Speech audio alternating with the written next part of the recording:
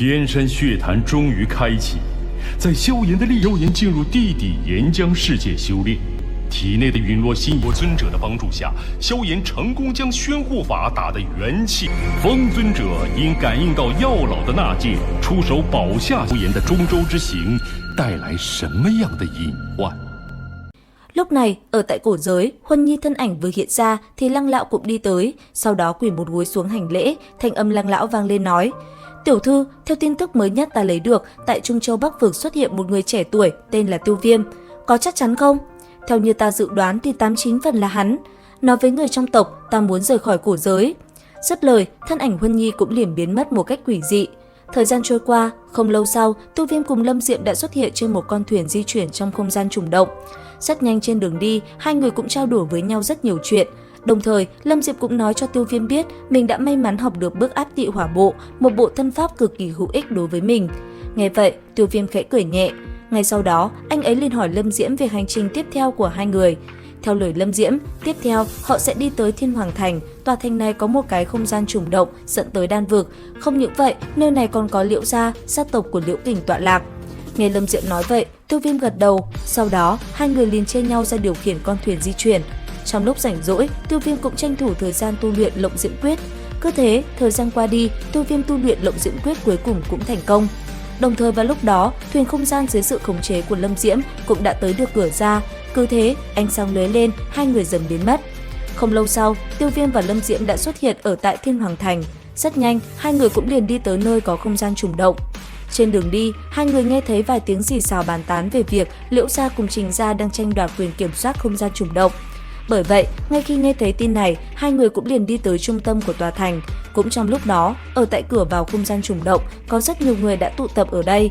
Nhất thời, một cuộc võng mồm giữa Liễu Kình và Trình gia diễn ra hết sức quyết liệt.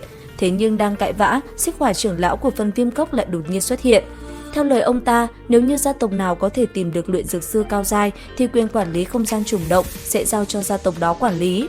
Hiện tại, Trình gia đã mời được một vị luyện dược sư lục phẩm. Bởi thế, nếu như Liễu gia có thể làm được, vậy thì nơi này Liễu gia sẽ tiếp tục quản lý. Nghe xong, Liễu Kình sắc mặt liền tỏ ra nghiêm trọng, nhìn về phía sau hỏi nhỏ: "Làm sao bây giờ hai vị trưởng lão?" Thấy vậy, hai người kia cũng chỉ biết lắc đầu thở dài. Nhìn họ, Liễu Kình cắn chặt răng, quát: "Trình Diệu, lần này xem như ngươi lợi hại." Đúng vào lúc này, phía xa xuất hiện hai thân ảnh quen thuộc, thanh âm vang lên nói: "Liễu Kình, thật không giống ngươi lắm, cứ buông tha như vậy sao?" "Lâm Diễm sao?" "Liễu Kình, vài năm không gặp, thật sự rất lâu rồi." Ngươi là Tiêu Viêm?" Nghe vậy, Tiêu Viêm cười nhẹ rồi tiến về phía Liễu Kình nói: "Thất tinh đấu hoàng, rất tốt, so với Lâm Diễm cũng mạnh hơn không ít. Ngươi bây giờ chắc đã đột phá đến đấu tông rồi, chỉ là may mắn thôi. Ai, vẫn là không thể nào đuổi kịp ngươi. Ta cần đi tới Đan Vực, tiện đường ghé thăm ngươi một chút, chuyện này để ta giúp ngươi." Dứt lời, Tiêu Viêm tiến về phía trước chắp quyền nói: "Vị tiền bối, Liễu gia còn chưa nhận thua, cho nên việc này xin chờ một chút. Nếu như Liễu gia có thể tìm được vị luyện dược sư nào tốt hơn, vậy thì quyền quản lý nơi này vẫn thuộc về Liễu gia. Một khi đã như vậy, tiểu tử mạn phép so tài với Tằng Tu đại sư, không biết có được không?" "Được, chúng ta so đấu về lực lượng linh hồn đi, chỉ cần ngươi có thể dựa vào lực lượng linh hồn đánh lui ta thì xem như ngươi thắng." Dứt lời, Tằng Tu liền chắp tay sau lưng mình. Thấy vậy, Tiêu Viêm hử lạnh, bàn tay đưa ra, một luồng áp lực đã liền ập xuống người tên kia, khiến hắn ta ngã quỵ, năng lượng tỏa ra khiến tất cả mọi người chứng kiến cũng phải kinh hãi. Nhìn Tiêu Viêm, Xích Hỏa trưởng lão thất thanh nói: "Là thất phẩm luyện dược sư sao?" Dứt lời, theo ánh mắt ông nhìn ra xa, ở chính giữa sân đấu, Tằng Tu rất nhanh đã phá đi luồng áp lực kia, một tầng năng lượng màu tím sẫm hình thành một cái màn chắn đã liền xuất hiện. Thấy thế, Tiêu Viêm bàn tay khẽ động, lực lượng linh hồn trong nháy mắt hóa thành một cây thiết chùy khổng lồ màu xanh. Sau đó, Tiêu Viêm khẽ quát: "Phá!" Dứt lời, theo bàn tay Tiêu Viêm đập xuống, cây thiết chùy đã liền đánh thẳng xuống màn chắn cho Tằng Tu tạo thành. Trong khoảnh khắc va chạm, màn chắn cứ thế vỡ nát, những mảnh vụn bắn mạnh ra xung quanh, thân thể Tằng Tu cũng bắn ra xa hàng trăm mét mới dừng lại. Thấy vậy, tất cả mọi người ở nơi này kinh ngạc vô cùng, còn Tiêu Viêm hướng về phía Xích Hỏa trưởng lão, anh ấy liền cất tiếng hỏi: "Vị tiền bối, không biết tỉ thí đã có kết quả chưa? Tiểu hữu thực lực bất phàm, người thắng chính là ngươi, không gian trùng động của Thiên Hoàng Thành trong 3 năm tới sẽ là Liễu gia." Thấy vậy, Liễu Kình vui sướng đáp: "Đa tạ Xích Hỏa trưởng lão." Nghe thế, người kia gật đầu, sau đó ông liền hướng về phía Tiêu Viêm nói: "Không biết tên của tiểu hữu là gì?" "Tại hạ Nham Kiêu." "Tiểu hữu Nham Kiêu, không biết ngươi có thời gian cùng lão phu tới Phần Viêm Cốc một chuyến hay không? Không biết Phần Viêm Cốc tìm luyện dược sư cao giai, rốt cuộc là có chuyện gì?" cốc chủ đại nhân của ta muốn luyện chế một đan dược có phẩm chất không thấp, bởi vậy cần luyện dược sư cao giai tới trợ giúp. Nếu như có thể tương trợ được, tại hạ tất nhiên sẽ không từ chối. Đã như vậy, lão phu liền lên trước chờ Tiểu Hữu vậy. Dứt lời, ông liền phóng người lên lưng một con chim và đứng chờ ở đó. Còn Tiêu Viêm dặn dò Lâm Diễm, cùng với đó anh ấy nhờ Liễu Kình tìm kiếm tin tức về Hân Lam và Tiểu Y Tiên giúp mình một chút. Ngay sau đó, anh ấy cũng liền nhảy lên lưng con chim đỏ rực và cùng Xích Hỏa trưởng lão tiến về phía xa kia. Cứ thế, trên lưng con chim đỏ rực, hai người cuối cùng cũng tới được phần Viêm Cốc. Không lâu sau, vị lão nhân kia đã liền dẫn Tiêu Viêm tới một gian phòng rộng lớn. Sau đó, hai người liền đi tới một vị trí trong gian phòng và ngồi xuống.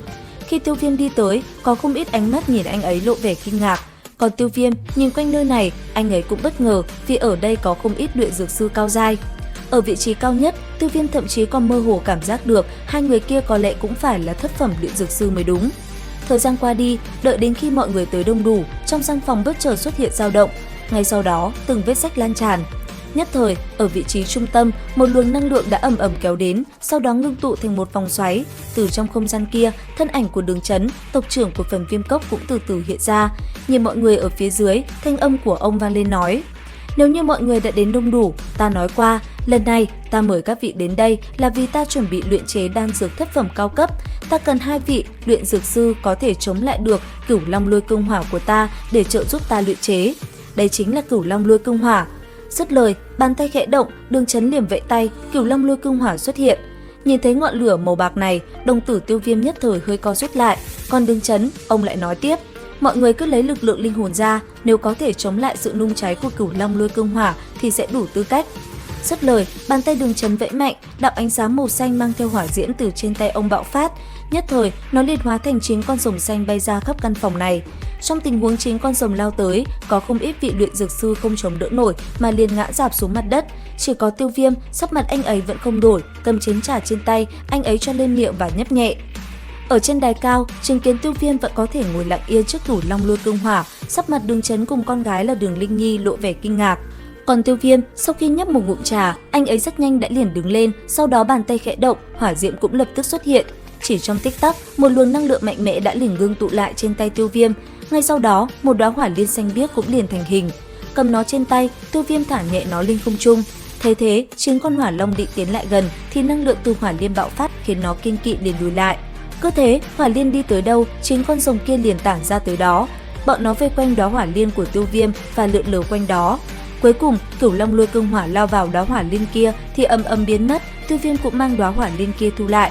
Nhìn Đường Chấn, thanh âm anh ấy vang lên nói: "Đường cốc chủ, không biết tại hạ đã thông qua chưa?" Lời này còn cần lão phu nói nữa sao? Chúc mừng Nham Kiêu tiểu hữu. Hơn nữa, lời nói của ngươi, lão phu coi như hiểu rồi.